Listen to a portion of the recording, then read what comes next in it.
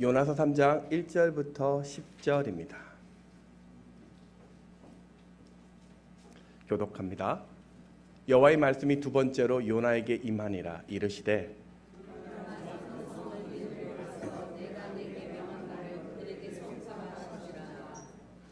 요나가 여호와의 말씀대로 일어나서 니느웨로 가니라. 니느웨는 사흘 동안 걸을 만큼 하나님 앞에 큰 성읍이더라.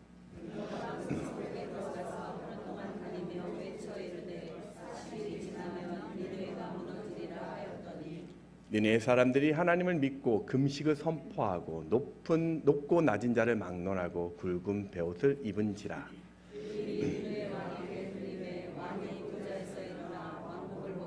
굵은 베옷을 입고 제위에 앉으니라. 왕과 그의 대신들이 조서를 내려 니느웨에 선포하여 이르되 사람이나 짐승이나 소떼나 양떼나 아무것도 입에 대지 말지니 곧 먹지도 말 것이요 물도 마시지 말 것이며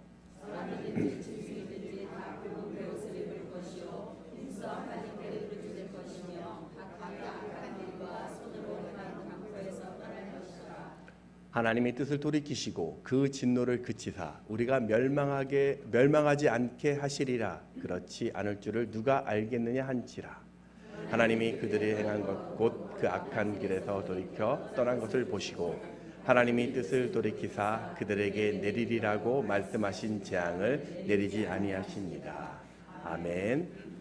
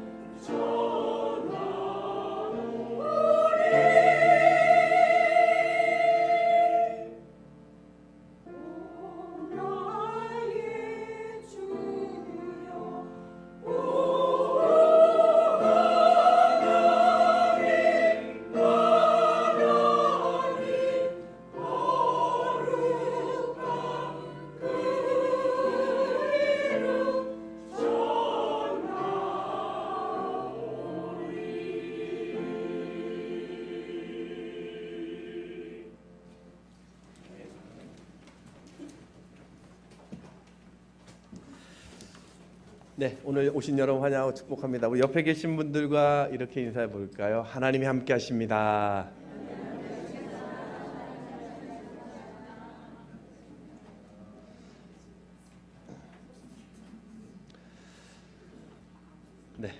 이제 무더위가 이제 이제 심한 것 같아요. 이제 어쨌든 건강 잘 좀 보정하시고요. 여러분 우리가 그 주변에 보면요, 시간이 흘러가도 또 특정한 어떤 날이나 계절이 되면 그 유행하는 그런 계절 노래가 있습니다. 여러분 10월에 그 마지막 밤이 되면 생각나는 노래가 있습니까? 예, 어르신들 생각 이용의 잊혀진 계절, 아마 이런 노래가 생각날 겁니다. 12월 되면 많이 부르는 노래가요, 캐롤이라고 이야기하죠. 그렇다면 봄이 되면 여러분 마음을 흔드는 이 봄의 노래는 무엇이 있습니까? 봄바람이 날리며 뭐 이런 노래 있죠. 제가 잘 모르는데요. 그 장범준이라고 이 가수가 부른 벚꽃 엔딩이라는 노래가 봄을 상징하는 국민 가요라고 합니다. 이 사람은요, 2011년 슈퍼스타 K라는 가요 오디션에서 버스커라는 3인조 그 밴드로 출연을 하게 됩니다. 근데 결선 직전에 탈락을 하게 되었습니다. 이제 탈락했으니까 모든 것이 끝났는데 본선에 오른 팀 중에 한 팀이 하차를 하게 되면서 제작진이 아쉽게 탈락한 팀들을 모아서 패자 부활전을 하게 됩니다. 그렇게 주어진 기회를 붙잡아서 결승에 올라가게 되었고 그 결선에서 3위를 하게 된 팀입니다. 이 팀이 그 부른 노래가 이 벚꽃 엔딩인데요. 이 노래가 봄만 되면 음원 차트에 올라가서 별명이 벚꽃 엔딩의 별명이 벚꽃 캐롤, 또 벚꽃 연금이라고 불린답니다. 왜 벚꽃 연금이라고 불리냐면요, 이게 2012년에 발매가 되었는데요. 10년 동안 이 한국의 저작료 수입이 100억 정도 된다고 합니다. 한국의 저작권 수입만. 그래서 이 벚꽃 연금이라고 불린다고 합니다. 이렇게 그가 세상에 성공과 부를 가질 수 있었던 것은 그에게 주어진 두 번째 기회가 있었기 때문입니다. 우리에게 이런 기회가 있을까요? 무너진 삶 가운데 그 실패한 삶 속에서 상처받은 삶에 다시라는 기회가 올까요? 성경은 예스라고 이야기합니다. 하나님은 우리가 더 이상 소망이 없다고 생각하는 그때도 두 번째 기회가 있다고 말씀하세요. 우리가 믿는 하나님은요, 여전히 우리를 잊지 않으시고요, 반드시 우리 인생의 해피 엔딩이라는 기회를 허락하십니다. 이사야서 9장 15절 말씀을 같이 한번 읽겠습니다. 시작. 여인이 어찌 그 젖먹는 자식을 잊겠으며 자기 태에서 난 아들을 긍휼히 여기지 않겠느냐. 그들은 혹시 잊을지라도 나는 너를 잊지 아니할 것이라. 아멘. 오늘 저는 요나의 결정적인 인생의 실패 속에서도 새로운 기회가 주어지는 이 하나님을 묵상하면서 두 가지 교훈을 살펴보겠습니다. 첫 번째는 하나님은 회개하는 자에게 두 번째 기회를 주십니다. 우리 3장 1절을 같이 한번 읽어볼까요? 시작. 여호와의 말씀이 요나에게 임하니라 이르시되. 우리가 지난 시간에 요나서 2장을 보았는데요, 물고기 뱃속에서 기도하는 요나의 모습이 부각되어 있습니다. 그 1절에 보면 2장 1절에 보면 요나가 물고기 뱃속에서 그의 하나님 여호와께 기도하여, 4절에도 보면 성전에서 내가 예배하며 믿음의 삶을 살겠다고 기도하죠. 4절에 보면 내가 말하기를 내가 주의 목전에서 쫓겨났을지라도 다시 주의 성전을 바라보겠다 하였나이다. 7절도 보면 내 영혼이 내 속에서 피곤할 때 내가 여호와를 생각하였더니 내 기도가 주께 이르렀사오니 주의 성전에 미쳤다면서 내가 영혼 깊은 곳에서도 하나님을 생각하겠다고 기도합니다. 9절도 보면 이방인들은 은혜를 버려도 자신의 은혜를 잊지 않겠다라고 감사하며 기도하고 있습니다. 나는 감사하는 목소리로 주께 제사를 드리며 나의 서원을 주께 갚겠나이다. 구원은 여호와께 속하였나이다 하니라. 그래서 요나서 2장은 요나가 회개했다라는 그 성경의 구절은 없지만 그 내용으로 보면 그는 지금 회개하는 기도를 하고 있습니다. 그 깊은 회개의 기도 속에 하나님은 물고기에게 명령을 해서 그를 육지에 토해내게 합니다. 우리가 여기서 기억해야 할 것은요, 두 번째 기회는 그냥 주어지지 않는다라는 겁니다. 반드시 회개의 과정을 통해서 주어지게 됩니다. 우리가 믿는 하나님은요, 우리를 몰래 감시하다가 우리가 범죄하면 득달같이 달라와서 우리의 목을 움켜쥐는 그런 분이 아니십니다. 우리를 고생시키려고 인생을 근심하게 하는 분이 우리가 믿는 하나님은 아닙니다. 예레미야가 3장 33절에 보면 주께서 인생으로 고생하게 하시며 근심하게 하심은 본심이 아니시로다. 오히려 우리가 하나님을 찾을 때 하나님을 찾는 자를 하나님은 살려주십니다. 아모스서 5장 4절 말씀을 같이 읽습니다. 시작. 여호와께서 이스라엘 족속에게 이와 같이 말씀하시기를 너희는 나를 찾으라 그리하면 살리라. 지금 하나님은 요나가 회개하자 아무 일이 없었다는 듯이 다시 지금 말씀을 주셨습니다. 말씀을 주셨다라는 것은요, 그를 여전히 선지자로 인정하겠다라는 뜻입니다. 요나가 유대인이어서 요나에게 준 특혜입니까? 아닙니다. 요나가 외친 이 예언은요, 이방성이 40일 후면 무너진다라는 그 예언입니다. 가만히 보면 하나님은요, 즉시로 이 니느웨를 무너뜨릴 수 있었음에도 불구하고 40일 후에 무너진다라고 말합니다. 이것은 하나님을 부정했던 그들에게도 40일이라는 회개의 기회를 주신 것입니다. 그러자 니느웨 사람들은요, 요나라는 한 무명의 뜨내기가 전한 그 하나님의 예언을 믿고 곧바로 회개를 합니다. 오늘 5절과 6절을 같이 한번 읽어보겠습니다. 시작. 니네가 사람들이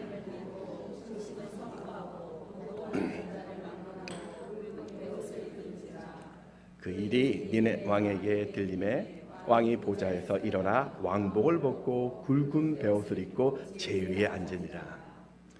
지금 자신들이 섬기는 신이 아닌데도 왕부터 모든 백성들이 굵은 베옷을 입고 금식을 합니다. 고대 근동에서는 굵은 이 베옷을 입는 것이 내가 지금 장례식에 가거나 극심한 인생의 고통을 당했다는 표현으로 굵은 베옷을 입고 또 제위에 앉습니다. 그리고 금식을 한다라는 이 말은요, 이것에 목숨을 걸었다는 뜻입니다. 니느웨 사람들은 하나님을 믿지 않는 이방인입니다. 또 니느웨는요, 당시 최강의 국가였던 아수르 제국의 수도입니다. 그러니까 니느웨 왕은, 그 왕자는 당시 세계 최강의 권세를 가진 통치자였습니다. 그런데도 그가 왕부터 모든 백성에 이르기까지, 심지어 짐승까지도 베옷을 입고 음식을 끊고 죄를 회개하면서 하나님께 부르짖었습니다. 오늘 7절과 8절을 같이 한번 읽습니다. 시작. 왕과 그의 대신들이 조서를 내려 니느웨에 선포하여 이르되 사람이나 짐승이나 소떼나 양떼나 아무것도 입에 대지 말지니 곧 먹지도 말 것이요 물도 마시지 말 것이며 사람이든지 짐승이든지 다 굵은 베옷을 입을 것이요 힘써 하나님께 부르짖을 것이 각기 악한 길과 손으로 행한 강포에서 떠날 것이라. 정말 이들은 하나님의 심판을 믿고 있었습니다.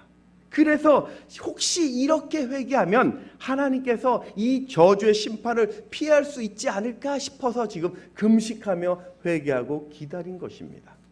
오늘 3장 9절에 보면 하나님이 뜻을 돌이키시고 그 진노를 그치사 우리가 멸망하지 않게 하시리라. 그렇지 않은 줄을 누가 알겠느냐 한지라. 하나님은 수많은 민족들을 지금 해쳤고 악하게 살았던 그 니느웨가 전심으로 회개하니까 정말로 그 심판의 계획을 바꾸셨고 그들에게도 다시의 기회를 주셨습니다. 우리 3장 10절을 또 읽어볼까요? 시작. 하나님이 악한 것을 돌이켜 떠난 것을 보시고 하나님이 뜻을 돌이키사 그들에게 내리리라고 말씀하신 재앙을 내리지 아니하시니라. 여러분, 우리가 믿는 하나님은요, 우리가 회개할 때 외면하지 않으십니다. 마치요, 우리 시험을 망친 수험생에게 다시 시험 칠 기회를 주는 것처럼요, 넘어진 운동선수에게 다시 뛸 수 있는 기회를 주신 것처럼, 치료제가 없는 환자에게 신약을 주신 것처럼 회개할 때 다시 은혜를 주신다라고 약속하고 있는 것입니다. 언젠가부터 우리 한국 교회는요, 회개 없는 축복만을 강조하고 있는 그런 시대를 살고 있습니다. 이 죄라는 것 이야기하면 서로 불편하니까 그런 죄는 개인적으로 알아서 해라, 좀 묻어두고 그저 우리가 받을 은혜, 받을 복만을 이야기하고 있습니다. 근데 여러분, 내가 죄라는 것을 깨닫는 것, 또 그 죄를 내가 직면하는 것이 그게 진짜 은혜라는 것입니다. 가룟 유다와 베드로의 차이가 무엇입니까? 가룟 유다는요, 은 30에 예수님을 팔았어요. 베드로는 어떨까요? 베드로는요, 예수님을 3번이나 부인했고 심지어 저주까지 했습니다.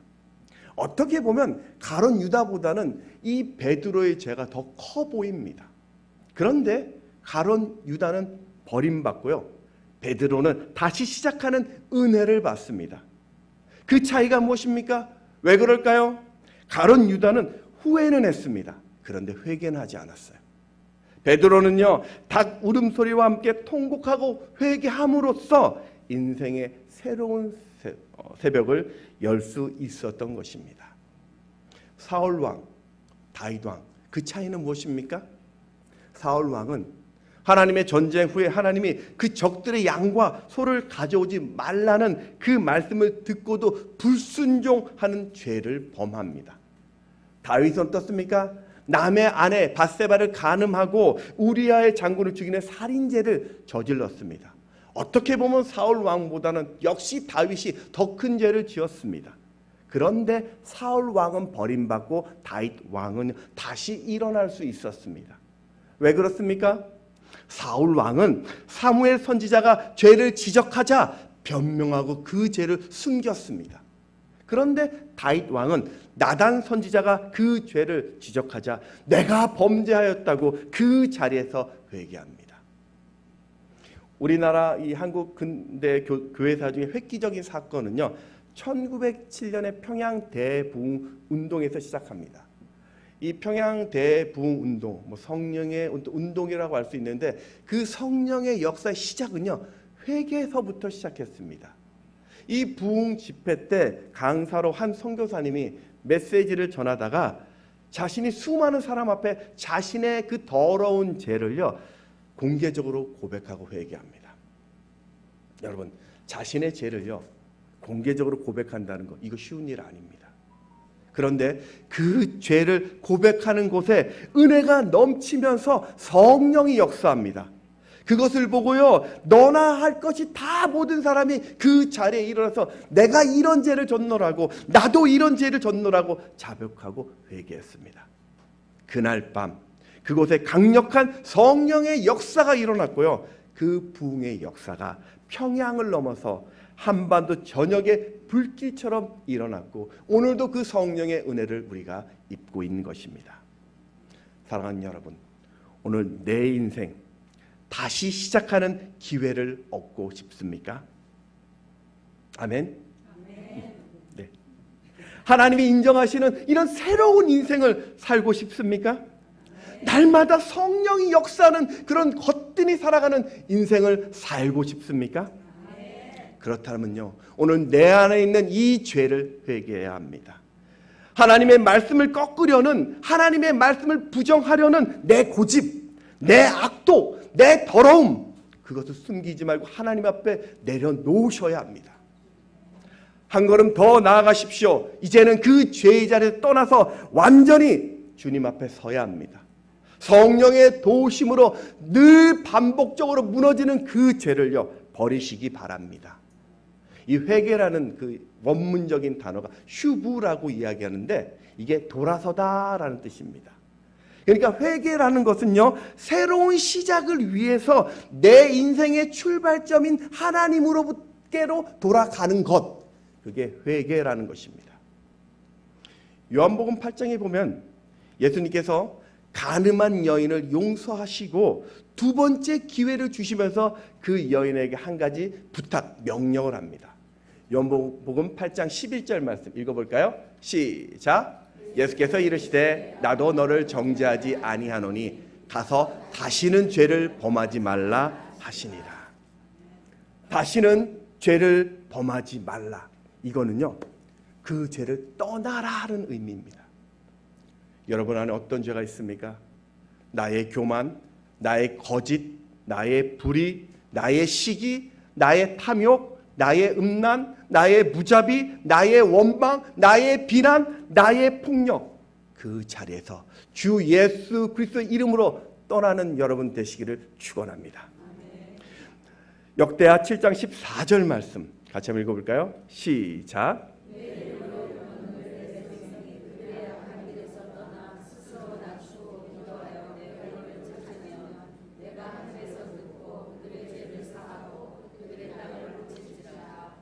아멘.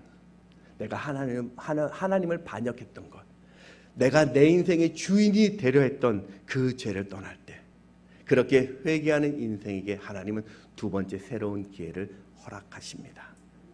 여러분, 우리가 내 삶에 내 인생에 회개를 할 때요, 그때 가정이 회복됩니다. 내가 죄를 회개할 때 그 교회가 또 그 직장에 회복이 일어납니다. 내가 주님 앞에 내 죄를 자복할 때 부흥을 맛볼 수 있고요, 생명의 역사가 일어나는 것입니다.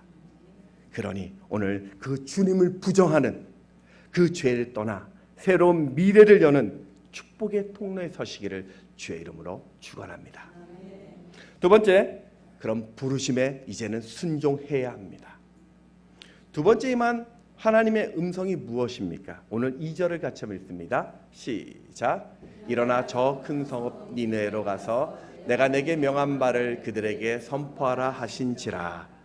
여러분, 이 말씀 어디서 많이 좀 들어본 듯한 말씀 아닙니까? 요나서 1장 2절에 보십시오. 너는 일어나 저 큰 성읍 니느웨로 가서 그것을 향하여 외치라. 그 악독이 내 앞에 상달되었음이라 하시니라.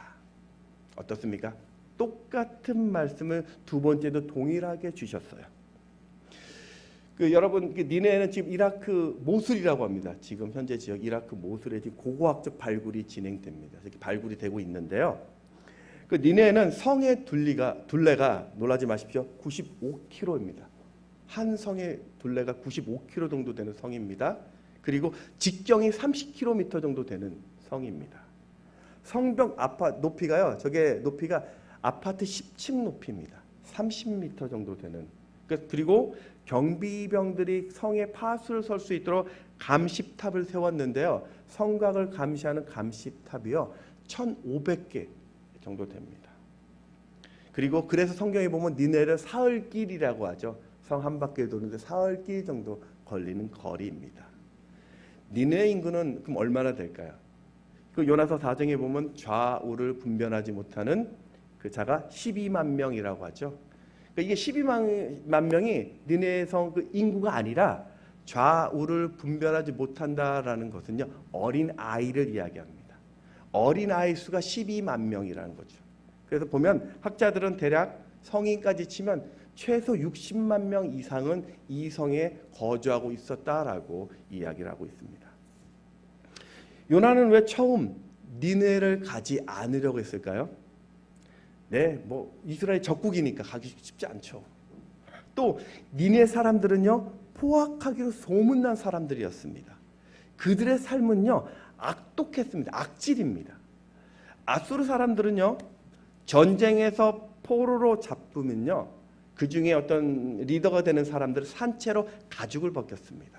그리고요, 생식기를 잘라냈고요, 임산부 같은 경우는 배를 가르는 폭행도 저질렀습니다. 그래서 나홈서에 보면은 니느웨를 피의 성이라고 이야기하죠. 나홈서 3장 1절 말씀을 같이 한번 읽어보겠습니다. 시작. 화 있을진 저 피의 성이여, 그 안에는 거짓이 가득하고 포악이 가득하며 탈취가 떠나지 아니하는도다. 요나가 볼 때 그래서 그들은 구원받을 수 없는 사람들이었던 거죠. 그런데 지금 요나는 그 성을 향하여 즉시로 하나님의 말씀에 순종하고 있습니다. 오늘 요나서 3장 3절을 같이 한번 또 읽어볼까요? 시작. 요나가 여호와의 말씀대로 일어나 니느웨로 가니라. 니느웨는 사흘 동안 걸을 만큼 하나님 앞에 큰 성읍이었더라. 아니 변한 게 하나도 없는데요, 똑같은 성인데 왜 지금은요 이렇게 말씀에 순종해서 그 땅을 걸어갔을까요? 바로 요나는 죽음 앞에서 기적 같은 두 번째 기회를요 얻었기 때문입니다. 이 사람은 원래 본성이 원래 죄성을 가지고 있잖아요. 그래서 하나님 말씀이나 다른 사람의 의견보다는 내 판단, 내 생각을 우선 믿습니다. 그러다 어떤 인생의 폭풍을 만나고 고난을 경험하면서 도저히 내 힘으로 내 판단으로 이 일을 해결할 수 없을 때 그제서야 다른 사람의 음성을 듣습니다. 하나님의 음성을 듣게 되죠. 부끄러운 고백인데요. 저도 그 이전에 섬겼던 교회에 보면은 그 근처에 불법 유턴하는 성지가 있습니다. 다른 게 아니고요. 사람들도 별로 없고 차도 별로 없으니까 대부분 거기 가는 곳은요 불법으로 유턴을 해요. 그래서 저희 뭐 교육자나 저희 갈 때 저도 뭐 아무렇지 않게 이러면 안 되는데 하면서 불법 유턴을 했어요. 그런데 어느 날 경찰 아저씨한테 걸렸어요. 범칙금 6만 원짜리 끊었고요. 이분이 했던 말이 하나가 있어요. 저한테 교회에 막 그거 참 죄송합니다, 잘못했습니다 그랬더니 그 얘기들. 선생님 제가 여기 일주일에 한 번씩 꼭 옵니다 하더라고요. 일주일에 한 번씩 왔는데 그 전에 한 번도 걸리지 않았던 거예요. 그 다음부터 제가 어떻게 했을까요? 일주일에 한 번씩 온다라는 그 경찰분의 말이 머릿속에 떠나지 않아서 그 장소에 가게 되면요. 누가 보던 말든요. 신호 대기하고 있는 저의 모습을 발견하게 됩니다. 요나는 불순종으로 자기 마음대로 멋대로 살았던 사람이에요. 그런데 한번 호되게 당하니까요. 하나님의 마음을 알게 된 것입니다. 하나님이 지금 나를 살게 했다라는 것이 믿어졌고요. 그분이 나를 포기하지 않았다라는 것을 알게 되었습니다. 내게 다시 시작할 기회가 주어졌다라는 것을 내가 알게 되니까요. 주 자신에게 주셨던 이 말씀에 끝까지 순종하더라는 것입니다. 그래서 두 번째 부르시는 이 요나는요. 하루길 이 길 저 길을 다니면서 40일이면 이 성이 무너진다라고 외치고 다녔습니다. 요나서 3장 4절 말씀을 같이 읽습니다. 시작. 요나가 그 성읍에 들어가서 하루 동안 다니며 외쳐 이르되 40일이 지나면 니느웨가 무너지리라 하였더니. 이 본문을 보면 아니 그럼 왜 요나가 사흘 길을 하루 동안만 외쳤을까? 물론 성경에는 사흘 동안 외치란 말은 없습니다. 하지만 성 한 바퀴를 도는데 사흘 길이라면 그 사흘 길은 전해야 되는데 왜 하루만 전했을까? 이 의문에 대해서 학자들은 다양한 견해를 가지고 있습니다. 한 4가지가 있는데요. 첫 번째는요. 아마도 요나가 이 성을 횡단하면서 외쳤을 것이다 라는 견해가 있고요. 두 번째는 이 성에 한 60 되게 큰 성 안에 중심에 사람들이 많이 모이는 대표적인 장소에 가서 외쳤을 것이다 라는 견해도 있고요. 세 번째 견해는 원래는 요나가 사흘 동안 계획하고 외쳤는데 하루 만에 회개가 불리듯 일어났다라는 견해가 있고요. 마지막 네 번째 견해는 사흘 동안 외치는 것이 요나가 원치 않아서 대충 하루만 외쳤다라는 가능성도 있습니다. 이 의견 중에서 첫 번째와 두 번째 의견은 사실은 성을 좀 구석구석 성을 좀 알아야 할 텐데 지금 타짓 사람인 요나가 낯선 이곳에서 생소한 이곳에서 그렇게 전했다라는 것은 좀 지지받지 못하는 견해입니다. 첫 번째와 두 번째 견해는 잘 믿지 않고요. 세 번째나 네 번째 가능성이 있습니다. 그런데 4절에서 외치다라는 이 표현이 원어에 보면요. 목청을 최대한 높이다라는 뜻입니다. 지금 두 번째 기회를 얻었던 요나가 자신의 목소리를 최대한 높여서 하나님의 심판의 메시지를 선포했다면 그냥 대충 하나님의 말씀을 전했다는 네 번째 견해는 조금 결이 좀 다른 것 같아요. 그래서 저는 개인적으로 좀 순종이라는 관점에서 이 세 번째 견해, 요나가 불편한 마음이 있었지만 그 마음을 내려놓고 하나님만 믿고 전심전력을 다했을 때 바로 하루 만에 놀라운 역사가 일어난 것으로 그 해석에 저는 지지합니다. 여러분 이 요나가 전한 메시지는요 40일이 지나면 니느웨가 무너진다라는 메시지입니다. 이 원문을 보면 딱 5마디입니다. 호두, 아르바임, yon, 베니니베, 네파케트라는 단어입니다. 여러분 이 단어 한번 외치면은요 한 몇 초 정도 걸릴까요? 한 5초 정도면은 걸리더라고요. 5단어를. 그럼 한 1분에 대략 한 4번 정도 외쳤다라면 1시간이면은 요나는 240번 외쳤고요. 10시간이면 2400번을 선포한 것입니다. 결코 환영받을 수 없는 이방인이 이 성이 망할 것이라는 저주의 메시지를 무려 2400번 이상 목청을 높여 큰 소리를 외치는 이 요나. 과연 이 일이 쉬운 일이겠습니까?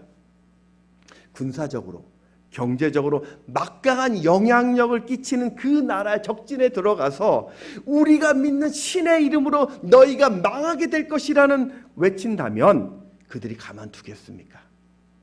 능력도 없고 힘도 없이 그저 한 명의 무명의 한 사람이 또 외친다고 그 거대한 성에 무슨 일이 일어나겠습니까? 그런데요, 하루가 못되어 엄청난 일이 벌어진 것입니다.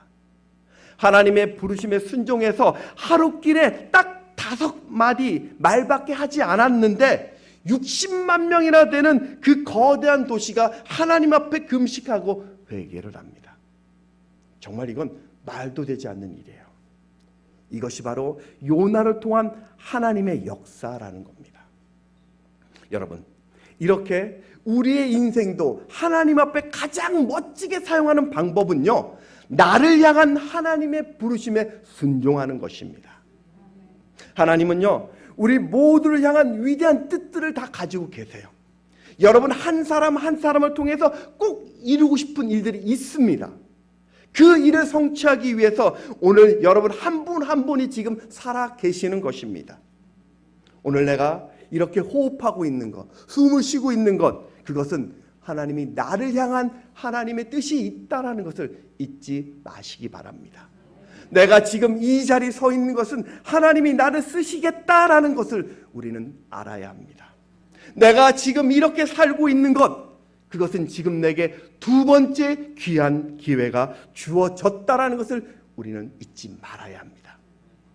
사랑하는 여러분, 지금 내가 살아가는 것, 그걸 너무 당연한 것으로 여기지 마십시오. 지금 내가 이렇게 예배하는 것, 그것을 당연하게 생각하지 마십시오. 내가 오늘 하나님을 찬양하고 주님을 고백하고 내가 기도하면서 주님 앞에 그 이름을 높이는 것, 이것을 당연한 것으로 여기지 마십시오. 어쩌면 오늘의 이 시간이 우리에게 주어진 마지막 기회일 수도 있기 때문입니다. 성경에는 딱 한 번의 그 불순종으로 그 인생이 끝장난 사람들의 어떤 모델들이 나와요. 소돔과 고모라 성의 심판 때 하나님이 그 뒤돌아보지 말라는 그 말씀에 불순종했었던 그 롯의 처는요, 결국 그 한 번의 불순종으로 소금 기둥으로 그 인생을 마칩니다. 아나니아와 삽비라는 자신의 땅을 팔아서 내가 다 하나님께 드린다고 스스로 약속하고선 탐심 때문에 하나님께 불순종하여 거짓을 고하다 결국 목숨을 잃었습니다. 여러분, 오늘이라는 2번째 기회 주신 하나님께 감사하십시오. 내가 원하는 길이 아니라 하나님이 원하는 그 길을 걸어가십시오. 여러분이 하나님께 받았던 그 달란트들, 여러분의 그 시간, 여러분의 그 능력을 나를 만드신 하나님을 위해 사용하십시오. 그럴 때 우리의 생각을 뛰어넘는 그 놀라운 일을 행하시는 하나님의 손길을 보게 될 것입니다. 제가 지난 4월인가요? 그 트로트 가수 중에서 태진아 집사님이 CBS에서 그 새롭게 하소서의 그 프로그램에서 자신의 어떤 인생을 간증한 것을 얼핏 좀 보게 된 적이 있습니다. 뭐 이번에 과거도 뭐 깨끗하진 않았지만 하나님이 그에게 주신 2번째 기회를 지금 자신이 어떻게 사용하고 있는지를 간증을 할 때 좀 보게 되었었죠. 이분의 본명은 조방헌이라고 합니다. 이분이 유명한 가수가 되고 싶어서 그 이제 개명을 하게 됐대요. 그 당시 자기가 데뷔할 때 유명했던 연예인이 3분이 있었답니다. 저는 잘 모르겠는데 그 미모 배우였던 태현실이라는 분이 있어서 그분의 태자를 따왔고, 남진의 진자를 따왔고, 나훈아의 아자를 따왔다고 합니다. 그래서 태진아라고 부르게 되었답니다. 근데 잘 안 됐대요. 잘 안 됐고 그러다가 1981년 미국으로 이제 가서 거기서 좀 삶을 살아보려고 했는데 역시 일이 잘 안 됐습니다. 인생이 잘 안 풀렸고요. 술이나 담배 찌들어 있다가 겨우 클럽에서 노래하면서 전전긍긍하며 살고 있었는데 이제 미국에서 이제 아내를 이제 만나게 됩니다. 결혼을 했고 아내가 열심히 돈을 모으면요, 그 돈을 몰래 훔쳐가지고 라스베가스에 가서 도박으로 그 돈을 탕진합니다. 근데 아내는요 끝까지 남편을요 참아줬대요. 근데 어느 날부터 아내가 밤 외출이 잦아진 것입니다. 몰래 따라가 보니까 교회에 가서 기도를 하고 있더래요. 당시 불신자였던 태진아는요 아내에게 야 교회 가면 떡이 나오냐고 밥을 주냐고 막 크게 다투었는데 알고 보니까요 그 장모님이 위암이셨던 거예요. 그래서 아내분은 남편의 방황과 또 엄마의 암 소식에 세상에 의지할 것이 없어서 그 엄마와 함께 매일 교회에 가서 그 철야를 하면서 함께 그 집회에서 부르짖고 있었던 것이죠. 어느 날 이 남편이 술에 취해가지고 그냥 술 기운에 그냥 아내를 따라 교회를 갔대요. 그리고 집회에서 멍하게 있는데 그날따라 이 교우들의 기도 소리와 찬송 소리에 술이 확 깨더래요. 이 가수니까 이 찬양 소리에 취해 있었는데 목사님이 와서 갑자기 자신의 머리에 안수를 해주는 거예요. 그런데 그 안수를 받았을 그때 자신도 모르게 눈물이 왈칵 쏟아지대요. 펑펑펑 눈물을 흘리고요. 방언이 터지고 회개하면서 그렇게 주님을 영접합니다. 예수를 믿게 되니까요. 인생이 달라지기 시작했대요. 그때 부르게 된 노래가 옥경이라는 노래가 대박이 나면서 승승장구합니다. 그런데요. 예수 믿기 전에 그렇게 인생의 목적이었던 성공, 돈이 예수 믿고 난 후로는요. 그 돈보다 성공을 주시는 하나님께 집중하기 시작합니다. 그러면서 그분이요. 자신이 만났던 사람마다 야 내가 만난 내 인생 최고의 선물이 하나님이셨다라고 그래서 당신도 꼭 그 하나님을 만나라고 전하기 시작합니다. 이 태진아 집사님은 침대나 차 안에 성경책하고 찬송가를 늘 두고 생활한대요. 자신이 좀 어려울 때 힘들면요 늘 찬송을 부르면서 위로를 받는데요. 근데 재밌는 것은 이분의 재밌는 간증은 자신은 찬송가 악보를 보고 똑같이 찬송을 해도 늘 나오는 찬송은 트로트처럼 찬송을 한대요. 찬송도 자기는 찬송가도 트로트 같이 해요라고 이야기하더라고요. 여러분 당신은 나의 동반자라는 노래 아십니까? 당신은 나의 동반자 뭐 이런 노래요. 여러분 이 노래가 원래는요 이분이 작곡할 때 하나님께 영광 돌리는 찬양으로 만든 곡이라고 합니다. 원곡이요 주님은 나의 동반자로 만들었대요. 근데 당시 자신이 이 복음성가로 이렇게 좀 찬양하고 간증할 마음의 준비가 좀 안 된 거예요. 부담스러워서 고민하고 있었을 그때요. 아들이 그러니까 아버지가 고민한 그 모습을 보고 그럼 아빠 그러면 주님을 당신으로 바꿔서 세상에 일단 노래하고 나중에 교회 가서 오리지널로 하나님께 부르면 되지 않겠냐는 제안을 받고 탄생한 노래가 당신은 나의 동반자였다고 합니다. 예수를 만나서 인생의 두 번째 기회를 사는 이 태진아 집사님은 지금 자신이 가요계를 은퇴한 후에 전 세계를 돌면서 찬양으로 하나님께 영광 돌리는 찬양의 사명을 위해서 오늘도 그날을 준비하면서 열심히 살아가고 있다라고 이야기합니다. 이사야서 1장 19절 말씀을 같이 한번 읽어볼까요? 시작. 너희가 즐겨 순종하면 땅의 아름다운 소산을 먹을 것이요. 아멘. 여러분 하나님은 다시 돌아오는 인생을 절대 외면하지 않습니다. 오늘 여러분들이 하나님을 믿고 그 부르심에 즐겁게 순종한다라면 하나님은 여러분의 인생을 붙들어 가장 값지게 사용하실 것입니다. 말씀을 정리하겠습니다. 여러분 우리말에 기회를 포착했다라는 말이 있습니다. 이 기회를 포착했다라는 말은요. 기회를 내가 꽉 잡았다라는 뜻일 것이죠. 그리스도 신화에 보면 카이로스라는 말이 나오는데요. 이 카이로스가 뭐냐면 기회의 신입니다. 기회의 신 카이로스라고 하는데 저 그 사진을 잘 보면요. 얼굴을 잘 보십시오. 얼굴을 보면 앞머리에는 저기 머리털이 있어요. 근데 뒷머리는요. 대머리입니다. 이건 기회를 잡으려면요. 내 앞에 얼굴을 기회가 내밀 때 지금 붙잡아야 된다는 거예요. 지금 바로 붙잡으라는 겁니다. 머뭇거리다가 그 기회가 지나가면 뒷머리가 없기 때문에 다시 붙잡지 못한다라는 그림의 뜻이라고 합니다. 사랑하는 여러분, 다시 시작하고 싶습니까? 날마다 이기는 인생을 살고 싶습니까? 그렇다면 오늘 지금 하나님께로 다시 돌아오십시오.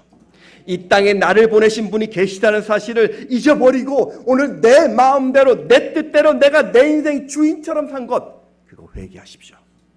하나님 앞에 회개의 그 합당한 열매를 맺어가시기 바랍니다. 더 이상 죄에 내 삶이 반응하지 마십시오.